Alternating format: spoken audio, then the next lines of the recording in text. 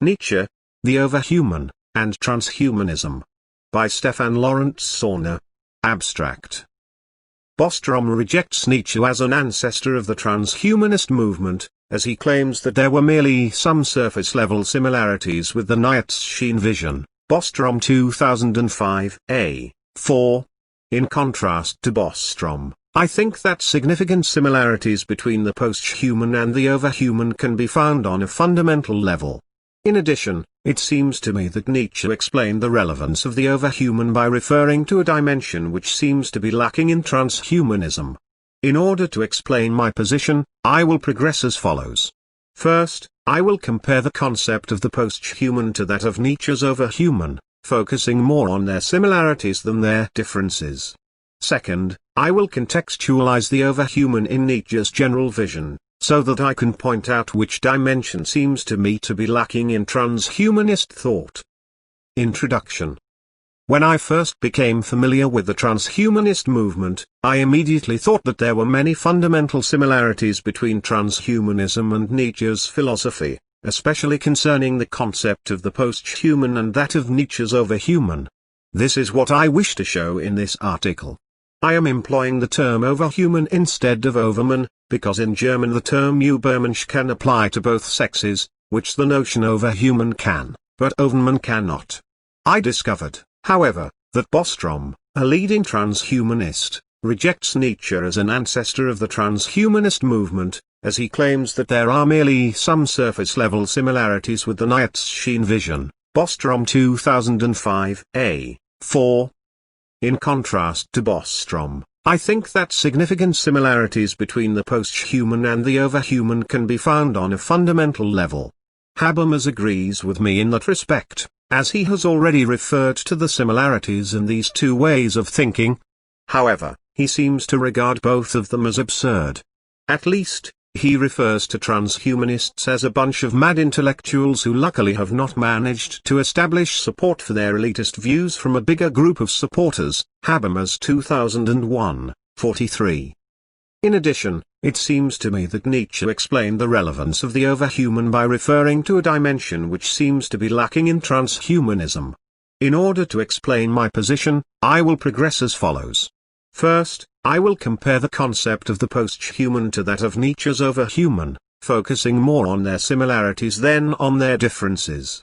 Second, I will contextualize the overhuman in Nietzsche's general vision, so that I can point out which dimension seems to me to be lacking in transhumanist thought.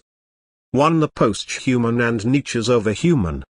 Before I focus directly on the comparison between posthumans and Nietzsche's overhuman, I will deal with some fundamental principles of Bostrom's version of transhumanism, where the concept of the posthuman can be found, and corresponding principles within Nietzsche's thought.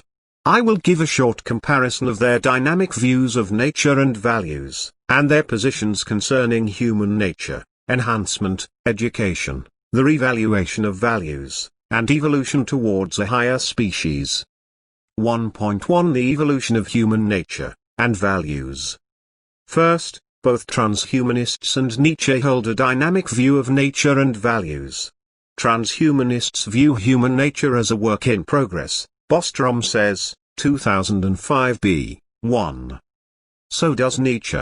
He holds a dynamic will-to-power metaphysics which applies to human and all other beings, and which implies that all things are permanently undergoing some change. 2 There is nothing which is eternally fixed. According to Nietzsche, human beings are organisms constituted out of individual power quanta or will-to-power constellations. One can clarify his concept by reference to Leibniz's monadology. 3 A power quantum is a single entity like a monad. In contrast to the monad, it can interact with other power quanta, it can grow, it can nourish itself, which has to be understood metaphorically, and it has a perspective on the world. This perspective enables the quantum to decide what to do next, which depends upon its options and its conception of power, whereby it employs an extremely wide and open notion of power. Every state, in which a power quantum is stronger, more capable, than another, and has the potential to dominate the other, represents a state of power. According to Nietzsche, All entities are constituted out of such power constellations. The dynamics of power also underlie the process of evolution, which was responsible for bringing about the human species, animals, and plants. All organisms came into existence because the conditions were such that bringing about the respective organisms was the best possible means for realizing the striving for power of the preceding organisms. Eventually, human beings came into existence. However, the species human being, like every species, is not eternally fixed and immutable. It came into existence, it can fade out of existence, and it can evolve into a different species. Individual members of a species have only a certain limited potential, which is limited by their belonging to a specific species. Each species represents a species not only because it is a community whose members have the potential to reproduce themselves with one another, but also because its members have certain limits. A human being as a human being has only a limited amount of potential and capacities, as he belongs to the human species, and any species is defined by its limits. It cannot go beyond that limit. If a human being has acquired special capacities, then she cannot pass them on to her descendants, Nietzsche holds. However, a certain kind of Lamarckism can also be found in Nietzsche, as he stresses that certain tendencies can get inherited.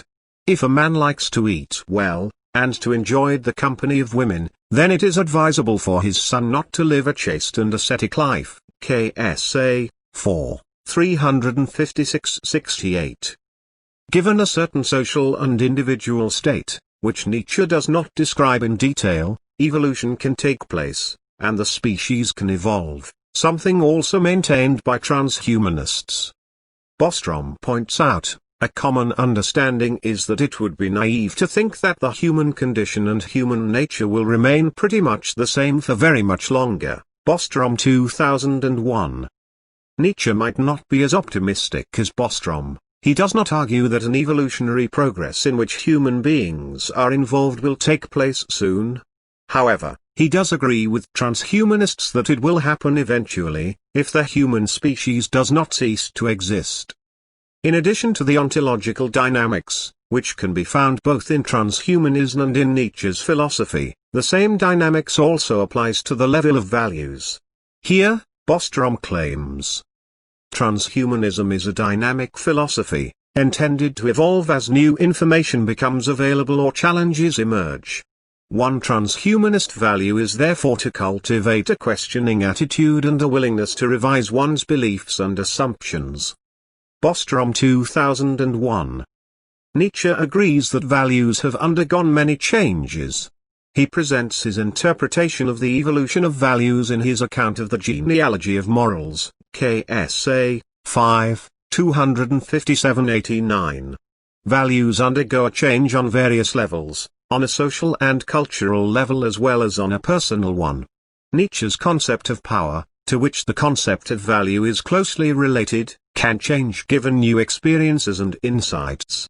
The content of the concept of power is perspectival, Sauna 2007, 79-83. There are no absolute and unchanging values, as there is no Platonic realm of ideas in which something could remain fixed. 1.2 Science, Enhancement, and Education. Both Nietzsche and transhumanists have an outlook on the world which diverges significantly from the traditional Christian one, or one which has inherited many Christian values.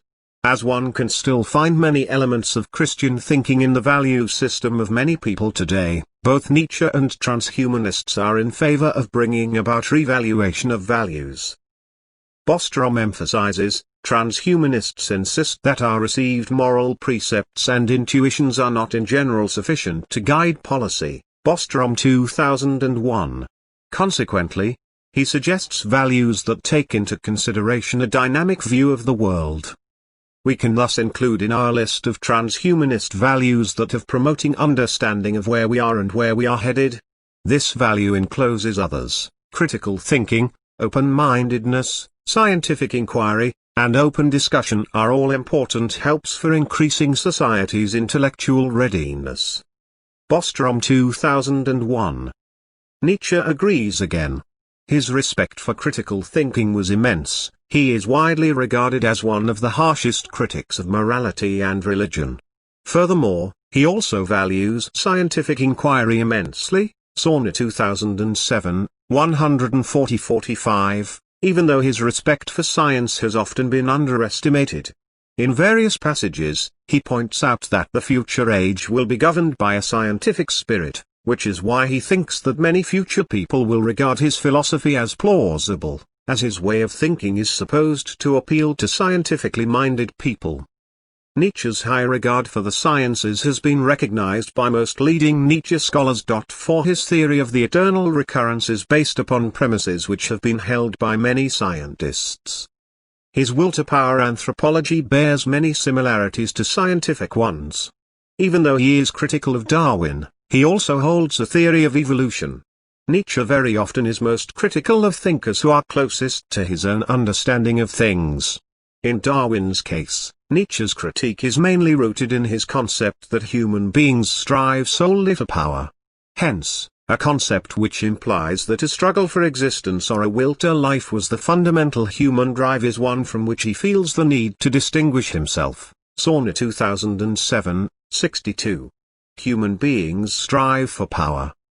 The struggle for existence represents only a marginal type of expression of the fundamental will to power. If you will power, then it is in your interest to enhance yourself. Enhancement, however, is just what transhumanists aim for. Transhumanism is in favor of technologies and other means which could be used for enhancement of human intellectual, physical, and emotional capacities. Posthuman 2001, so that posthumans could come into existence. Consequently, Posthuman stresses that transhumanists value a type of liberalism, which implies that people have the right to choose to live much longer and healthier lives, to enhance their memory and other intellectual faculties, to refine their emotional experiences and subjective sense of well-being, and generally to achieve a greater degree of control over their own lives. Posthuman 2005b. 1. Posthuman obviously has gone into more detail concerning what all of these demands do and do not imply. However, what is important is that he, in contrast to Habermas, values the option for parents to choose the genetic makeup of their children. Habermas distinguishes between children who simply became who they are and those who were made in a specific manner. Habermas 2001, 41, 45, 1893, and claims the following. First, the parent's act of imposition of a genetic makeup is supposed to be immoral, as children are supposed to feel forced into a certain direction, if their genetic makeup was chosen by their parents, more so than if they became who they are by chance. Habermas 2001, 53-55. Second, there is supposed to be a difference between educating one's children and deciding about their genetic makeup. Habermas 2001, 31, 87-114. Children are supposed to be able to do something against the way they are being educated. Habermas 2001, 100, and education is supposed to bring about only qualities which can get changed again. A genetic makeup, however, cannot get altered again. Habermas 2001, 111.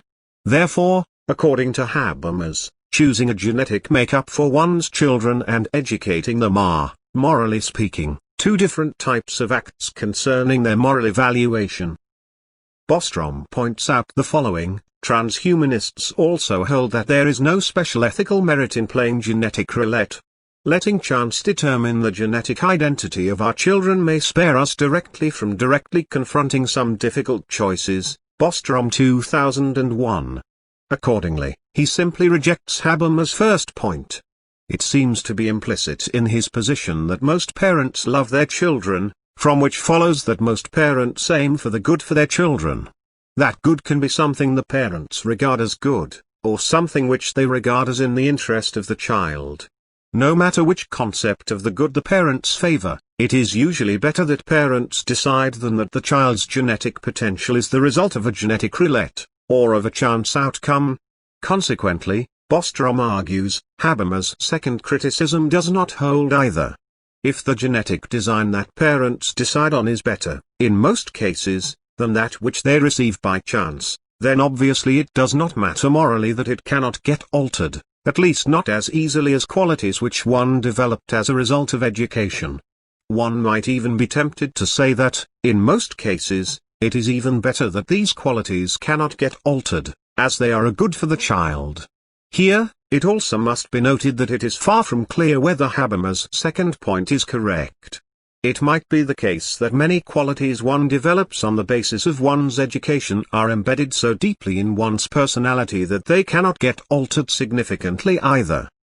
Critics of genetic engineering also tend to stress the dangers related to new technological methods, that some things will certainly go wrong in the beginning, and that one must not play around with human beings, or treat them solely as a means. Concerning such worries, Bostrom responds, transhumanism tends toward pragmatism, taking a constructive, problem-solving approach to challenges, favoring methods that experience tells us give good results, and taking the initiative to do something about it rather than just sit around complaining. Bostrom 2001. He is right, as all scientists and technicians who aim for new goals have to be brave as they enter new, potentially dangerous waters. The same applies to researchers in the field of genetic engineering. We would not have discovered America, or developed smallpox vaccination, if there had not been people brave enough to do what was essential for fulfilling these tasks. Courage is a significant virtue within Nietzsche's favored morality. In addition, he stresses the importance of science for the forthcoming centuries, and does not reject that development. Given these two premises, I cannot exclude the possibility that Nietzsche would have been in favor of genetic engineering, even though he mainly stresses the importance of education for the occurrence of the evolutionary step towards the overhuman. If genetic engineering, or liberal eugenics, can actually be seen as a special type of education, which is what transhumanists seem to hold, then it is possible that this position would have been held by Nietzsche, too, as education played a significant role in his ethics. He affirmed science, and he was in favor of enhancement, and the bringing about of the overhuman. 1.3 The perspectival view of values, and the Renaissance genius. Transhumanists do not intend to impose their values upon other people, as transhumanists place emphasis on individual freedom and individual choice in the area of enhancement technologies. Bostrom 2005b. One reason for holding this position is that Bostrom regards it as a fact that humans differ widely in their conceptions of what their own perfection would consist in. Bostrom 2001. And, the second reason for this element of individualism is the poor track record of collective decision-making in the domain of human improvement. The eugenics movement, for example, is thoroughly discredited. Bostrom 2001. Besides the fact that Bostrom here uses the word eugenics but refers to state-regulated eugenics only, which I do not regard as a useful way of employing that notion, Sauna 2006, 201-209, he puts forward a position that can be called a perspectival view of values. Nietzsche also defends such a view. Each power constellation, and hence each human being, according to Nietzsche, has a different perspective on the world, and as each individual concept of power depends on who one is and which history one has had, each human being has a unique concept of power, and consequently a unique conception of what their own perfection would consist in.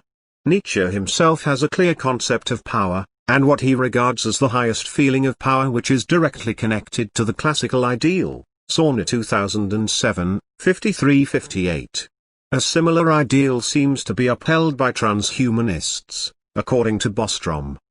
Transhumanism imports from secular humanism the ideal of the fully developed and well-rounded personality.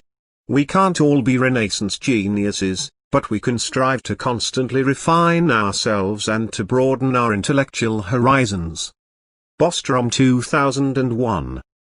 Not only the aspect of the fully developed and well-rounded personality can be found in Nietzsche, but also the striving to constantly refine ourselves and to broaden our intellectual horizons. In Nietzsche, this aspect is called overcoming, KSA 4, 146-49. Higher humans wish to permanently overcome themselves, to become stronger in the various aspects which can get developed in a human being, so that finally the overhuman can come into existence. In transhumanist thought, Nietzsche's overhuman is being referred to as posthuman. 1.4 The posthuman, the transhuman, and Nietzsche's overhuman. Who is a posthuman? Which qualities does he have? I think that the only qualities which all transhumanists can subscribe to are the following: we lack the capacity to form a realistic intuitive understanding of what it would be like to be posthuman, Bostrom 2001. However, various transhumanists have tried to describe a posthuman in more detail. According to Bostrom, FM Isfandiari held the following concept: a transhuman is a transitional human, someone who by virtue of their technology usage, cultural values, and lifestyle constitutes an evolutionary link to the coming era of posthumanity, Bostrom 2005, A. 12. In that case, a transhuman would still belong to the species of human beings which, however, in some aspects has already developed qualities that stretch the concept of a human being, and have the potential to establish themselves as the basis for the evolutionary step to a new species. The new species that represents a further stage of evolution is referred to as the posthumans. Hence, transhumans and human beings have the capacity to reproduce themselves with each other, but posthumans would not, in the same way that we cannot reproduce ourselves with great apes, at least not in a sexual manner. It might even be the case that posthumans need to rely on technological means for reproduction. Bostrom's concept of the posthuman seems to be slightly different from Isfandiari's. By a posthuman capacity, I mean a general central capacity greatly exceeding the maximum attainable by any current human being without recourse to new technological means. Bostrom forthcoming, 1. It becomes clear that posthuman capacities cannot be identical to the qualities current human beings have. However, Bostrom still thinks that we 5 can develop into such a being. He thereby does not refer to us as the species of human beings which can evolve into a new species with capacities which are far more complex than our own, but he thinks that any human being, by means of technology or other methods, might be able to develop into a posthuman. He even claims, this could make it possible for personal identity to be preserved during the transformation into posthuman. Bostrom forthcoming, 15. Therefore, he seems to have in mind that both current human beings, as well as posthumans, belong to the species of human beings, which implies that they have the potential to reproduce themselves with another by means of sexual reproduction.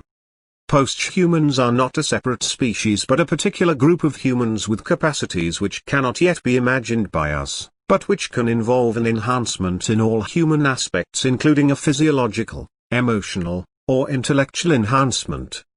Bostrom suggests that it is most likely for us to acquire these capacities by technological means. 6. Let me clarify some options of general enhancement, according to Bostrom, whereby I will employ the notion of eugenics which he does not, but which I regard as appropriate. 7 We have had examples of state-regulated and liberal eugenics. State-regulated eugenics is the type of eugenics present in the Third Reich, which is morally despicable, and which is regarded as something to avoid today by most, if not all serious, Western ethicists. Liberal eugenics, on the other hand, is being discussed today, as a morally legitimate possibility, and scholars such as Nicholas Agar, 1998, are in favor of some acts associated with liberal eugenics. Transhumanists, as mentioned before, also regard liberal eugenics a morally legitimate way of enhancing human beings. Both state-regulated and liberal eugenics, however, are heteronymous types of eugenics, which means that people decide about the enhancement of other people. In the case of state-regulated eugenics, the state decides, whereas in the case of liberal eugenics, the parents have the right to decide what ought to be done to offspring. Transhumanists seem to identify a further type of eugenics which I suggest could be called autonomous eugenics. People may decide for themselves whether they wish to be transformed into posthumans by technological means. Given the theme in Bostrom's articles, this even seems to be the dominant way. He expects posthumans, an exceedingly worthwhile type, Bostrom forthcoming, 24, to come into existence. 8. Given the above analysis of two concepts of the posthuman, I claim that Nietzsche's concept of higher humans and the overhuman is very similar to Esfandiaré's concepts of the transhuman and the posthuman, but not to Bostrom's concepts. According to Nietzsche, individual members of the species of human beings have the capacity to develop only certain limited qualities. It is supposed to be characteristic of all species that their respective members can develop only within fixed limits. Given certain conditions, which Nietzsche does not specify, evolution can take place. According to Nietzsche, evolution is not a gradual development from one species to another, but takes place in steps. If the conditions within one species are such that an evolutionary step can take place, various couples at the same time give birth to members of a new species. The couples who give birth to the overhuman must have qualities that Nietzsche would refer to as those of higher humans.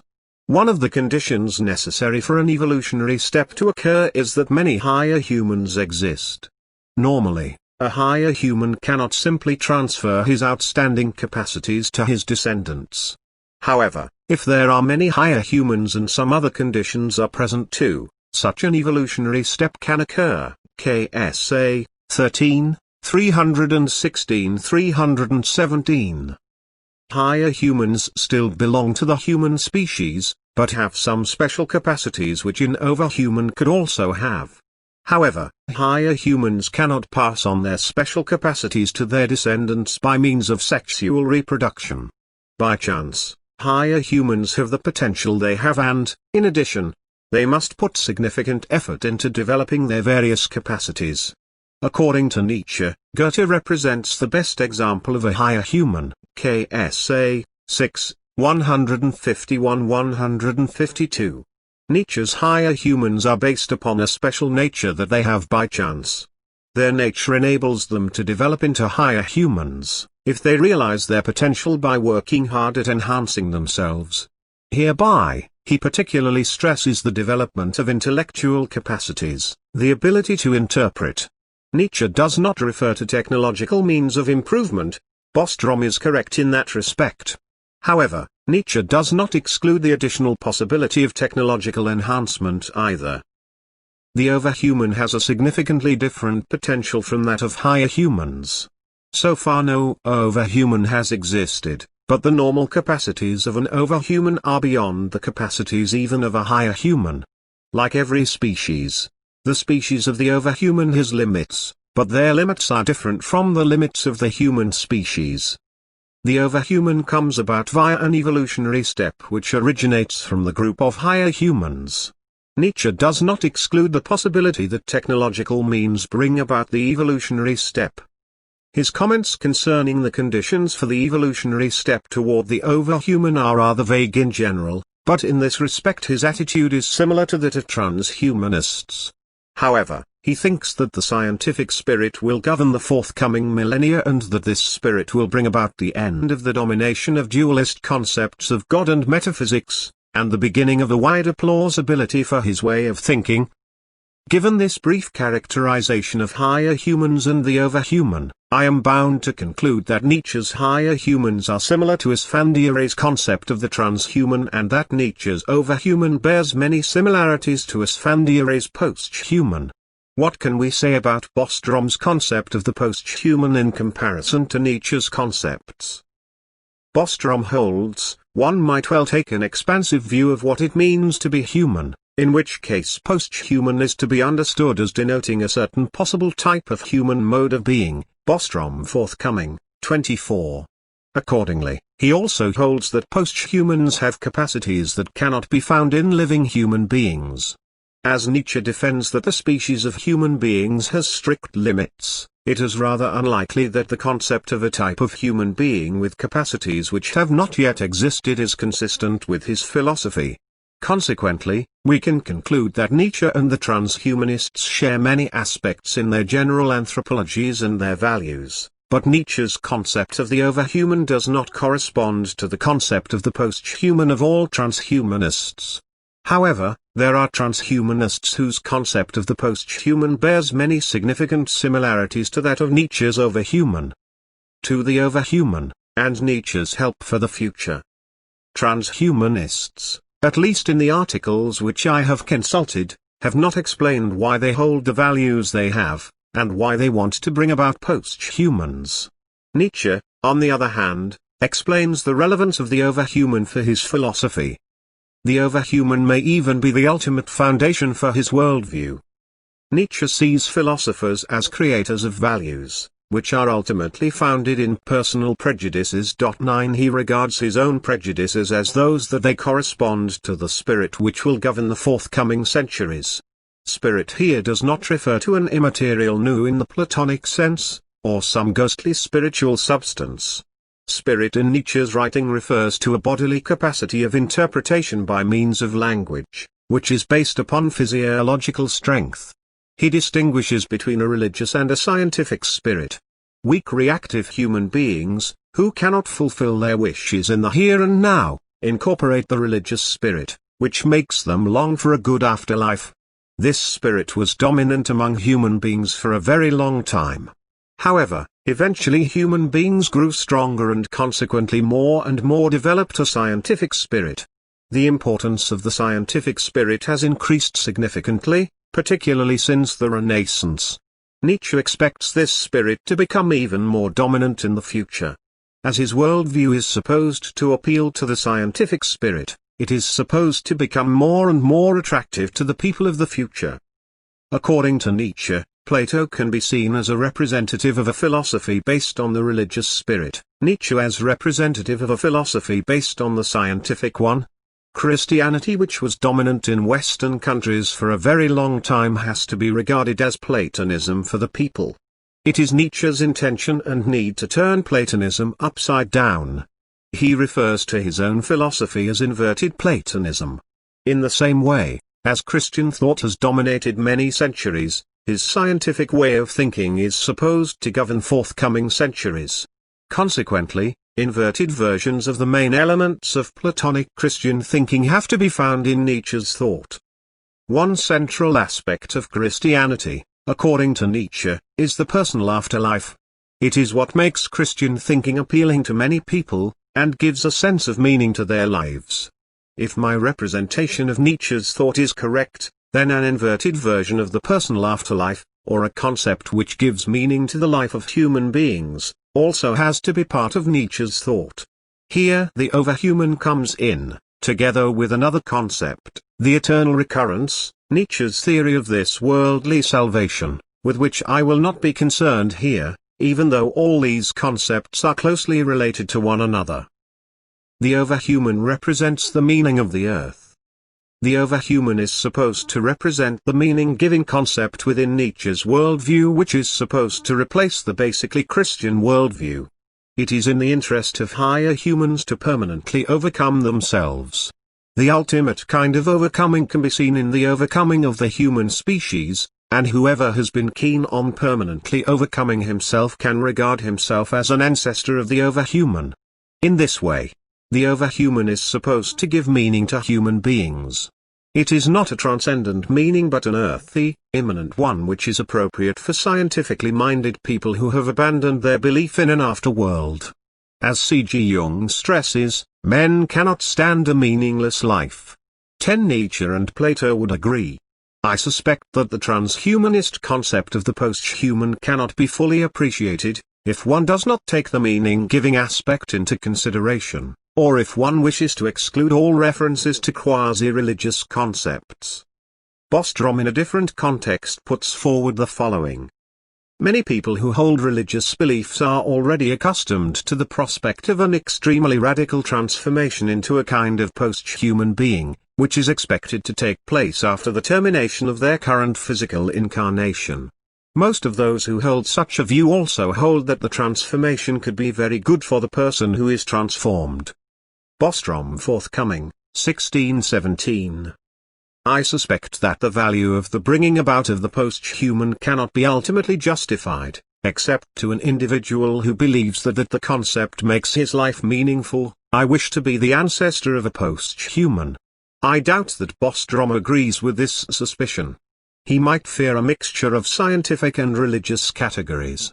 I, on the other hand, think that it can make the concept of the posthuman stronger, if one accepts that it also has a meaning-giving function, which, in contrast to the Christian afterlife, is based upon scientific hopes, the importance of the world of the senses, and immanent goals. Nietzsche upheld that the concept of the overhuman is the meaning of the earth. I think that the relevance of the posthuman can only be fully appreciated if one acknowledges that its ultimate foundation is that it gives meaning to scientifically minded people. I do not think there is anything wrong or abominable about that.